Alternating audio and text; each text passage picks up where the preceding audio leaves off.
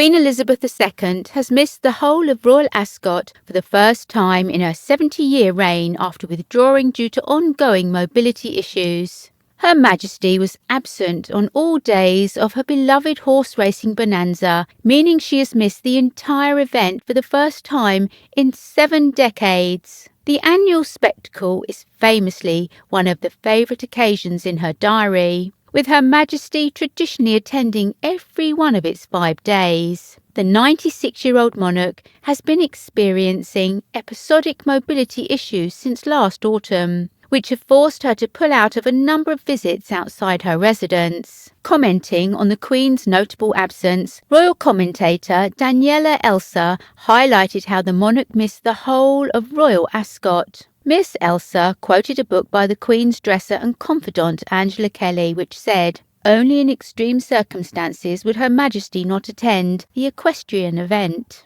On news.com.au, the royal commentator said, "Extreme circumstances have clearly arrived."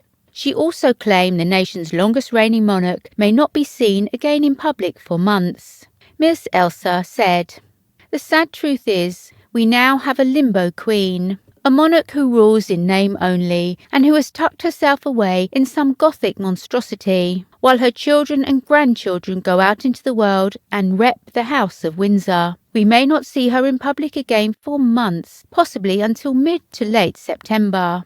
The commentator highlighted how the Queen usually carries out engagements in Scotland for Holyrood Week before her summer break at Balmoral.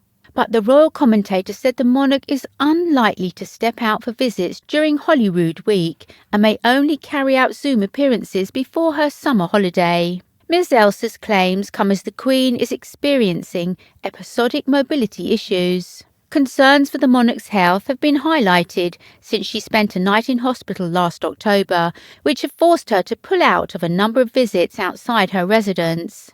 In lieu of her absence, the sovereign sent a video message and was represented by her son and heir, Prince Charles. On Monday, she missed the service of the Order of the Garter at St George's Chapel in Windsor, but was at the investiture in Windsor Castle throne room held a few hours prior. Earlier this year, the Queen was once again represented by her son in March, when she missed the Commonwealth Day service. 2 months later, Prince Charles delivered for the first time the Queen's speech during the state opening of Parliament.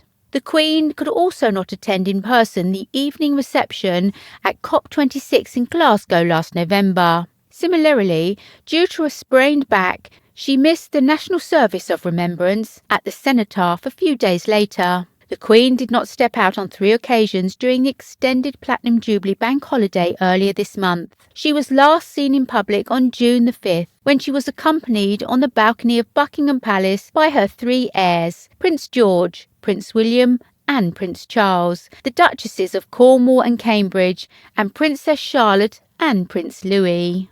Her Majesty has been seen using a walking stick to aid her during public appearances, with the palace even switching out her cars earlier this year to cater for her mobility problems. It comes as revellers at the Royal Ascot faced extreme weather last week, with temperatures soaring above 30 degrees. Racegoers were no doubt disappointed by the Queen's absence at the event, but they were treated to the sight of other members of the royal family travelling in the traditional carriage procession. Prince Charles, Camilla, Prince William and Catherine were among senior royals who attended the 5-day sporting fixture. The Queen's absence at the race follows news that she will be taking a rest after the Platinum Jubilee celebrations. Prince Charles continues to take on an increasingly central role, proving the show can go on without the Queen, royal experts have said.